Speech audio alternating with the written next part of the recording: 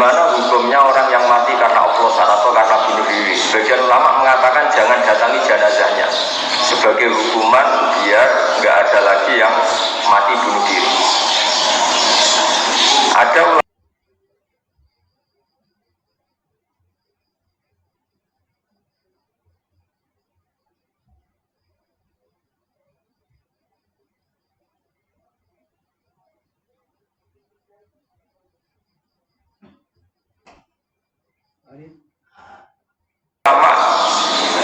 yang berpendapat tetap kiai itu datang karena bunuh diri itu sudah salah, dan kalau kiai-kiai tidak datang maka ditakutkan ada kefiah baru dalam mengelola jenazah, dan itu lebih bahaya.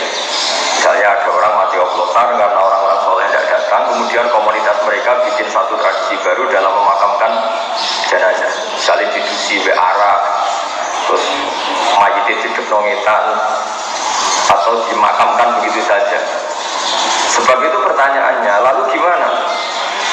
Ya al-maisur la yasqutu bil ma'dzur, kita harus datang, setidaknya kita tetap mendatangi syariat Islam yang dalam mengelola jenazah.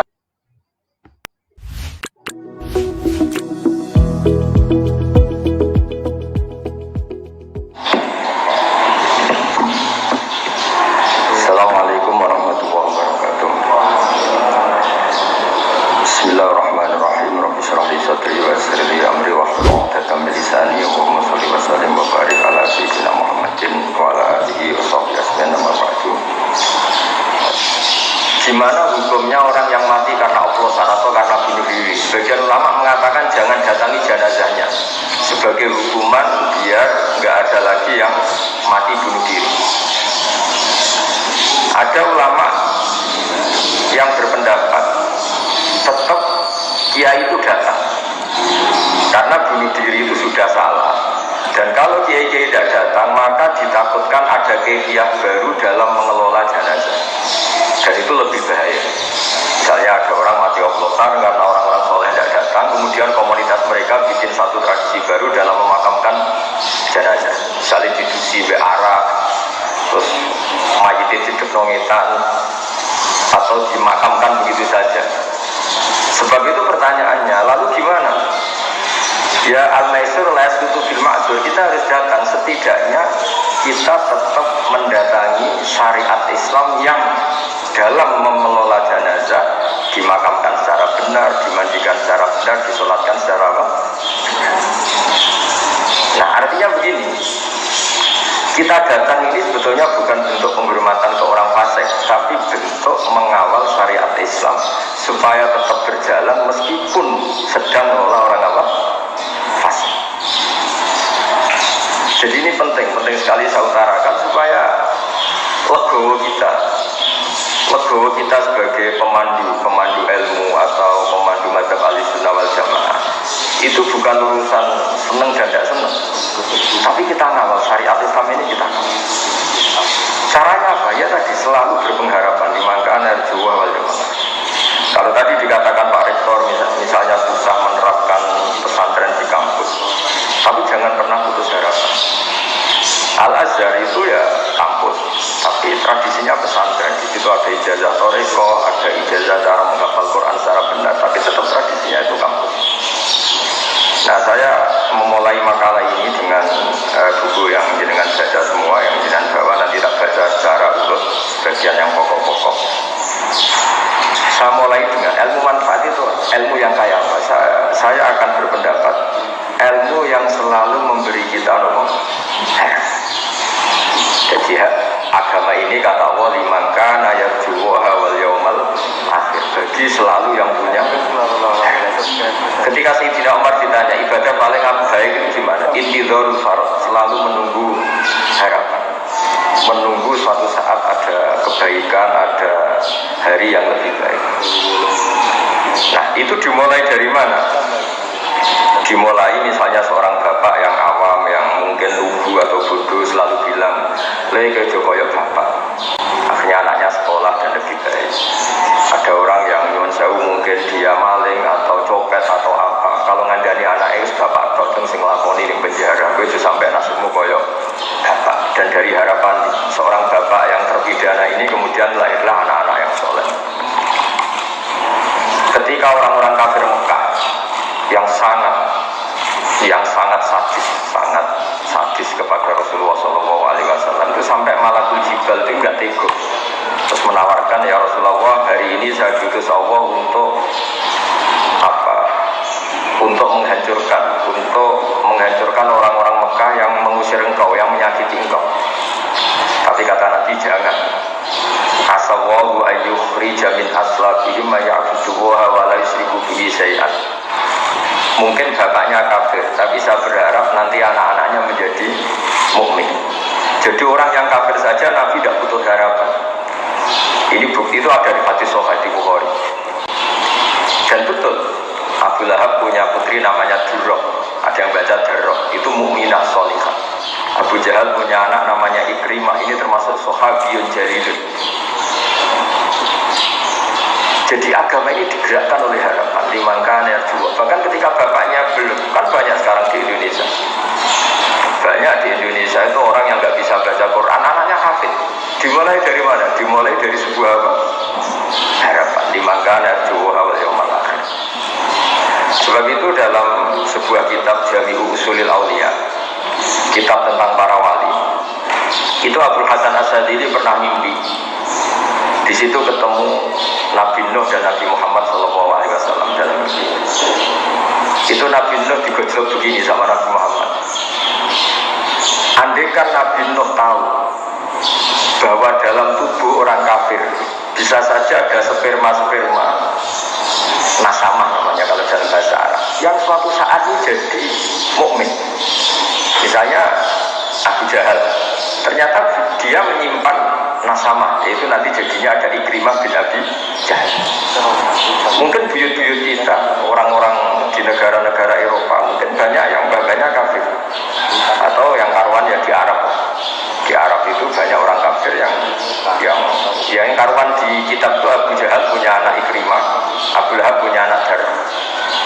Andaikan Nabi Nuh tahu bahwa orang-orang kafir yang beliau pasutkan itu mati, padahal di tubuh mereka tersimpan nasamatan mukminah, bisa saja tersimpan calon-calon orang mukmin, maka mada'a ala qaumih, maka tidak akan masukkan kaumnya. Artinya apa? Kenapa Nabi Nuh yang termasuk ulul azmi akhirnya syariatnya Nabi Nuh tak menjadi syariat kita? Karena syariat kita tidak boleh robbila tadar alal ardi minal kafirina kayak. Karena yang sedang bodoh bisa saja di situ tersimpan calon-calon profesor, calon-calon doktor, calon-calon ulama, padahal bapaknya awam atau lugu. Maka Bapak Profesor Purwo, saya pernah ketemu profesor juga di Jogja, cerita, Gus, sebenarnya saya dengan bapak saya itu tak pinter mana. Kok sampai cerita gitu? Ya, bapak saya ini petani udun, punya anak profesor. Saya profesor, anak saya naik SMP saja kesulitan. Sudah saya ini pinter siapa? Makanya cerita yang favorit di Basiber, agaknya Mbak Mun itu. Ada orang awam, bodoh, punya anak alim alama.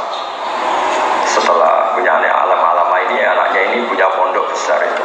Ya rata-rata santri itu kultus, anaknya saja sealim ini apalagi bapaknya. Suatu saat bapaknya ke situ, sholatnya ya ada benar, wudhunya ada benar. Santri itu masih bisa mentakwil, ini mungkin jadab itu bahasa khusus pondok, mungkin punya perilaku khusus loh, yang sudah terbebas dari syariat. Suatu saat bapaknya ini kencing dekat musola, jadi sudah gak bisa ditakwil. Wah ini kali ini bodoh betul ya. Singkat cerita si santri memberanikan diri matur kiainya, Pak Yai, saya ini kecewa. Dulu saya kira bapak anda lebih pintar dibanding anda karena anda alim betul. Ternyata bapak anda ini bodoh. Terus kata sang kiai tadi, ora cung bapakku itu pintar, sing bodoh itu mbahku. Kenapa bapak jenengan pintar? Karena memutuskan punya keputusan terbaik dalam hidupnya, yaitu saya dipondokkan, artinya saya jadi orang alim. Nah mbahku bodoh, berkorat atau mondok nopo. Artinya apa? Generasi bodoh itu bisa diakhiri. Maka sebetulnya seorang yang bodoh itu ya sedang bodoh. Bisa saja di sini menyimpan tadi nasamatan sing mukminatan, nasamatan alimatan, nasamatan sing mu'jibatan. Sehingga kalau dalam ngaji nahwu, ini juga orang-orang ilmu juga harus ngaji nahwu. Bahasa nahwu itu manusia itu berstatus seperti isim fa'il. Isim fa'il itu kalau fasikun berarti sedang fasik, bukan permanen fasik.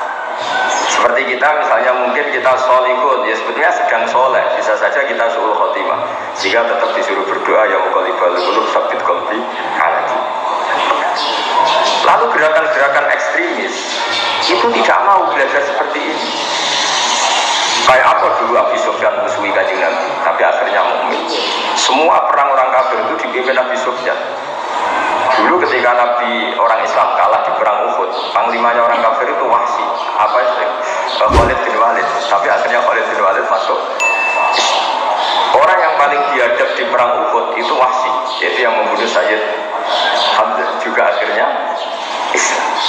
Maka ilmu nahwu itu penting, berarti fasikun ya di terjemahnya sebetulnya sedang fasik, bukan berstatus fasik, bukan berstatus permanen fasik. Sehingga itu dipelajari oleh ulama-ulama.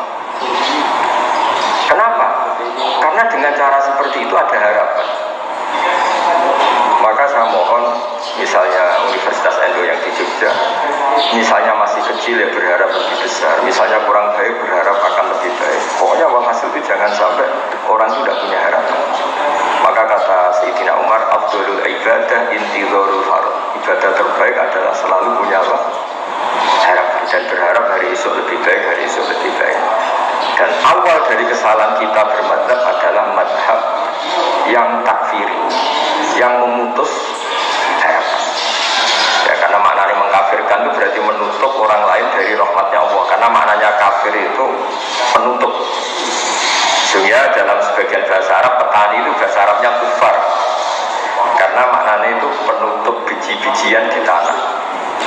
Jadi bahasa kafir itu, makanya bahasa kafir kadang dipakai lain syakartum la azidannakum wa lain kafartum. Kenapa dikatakan kafartum? Karena menutupi nikmat yang diberikan Allah ke dia, pengingkar nikmat. Sehingga bandingannya kafartum dengan apa? Syakartum. Nabi Sulaiman juga pernah bilang, hada min fadli rabbi liyabluwani aashkuru apa. Jadi punya bahasa kafir itu tidak mesti seru keluar dari Islam, itu tidak. Bahasa kafir itu bisa pengingkaran terhadap apa? Nikmat atau pengingkaran terhadap anugerah Allah juga disebut kafir. Karena bandingannya itu syukur sama apa? Kufur.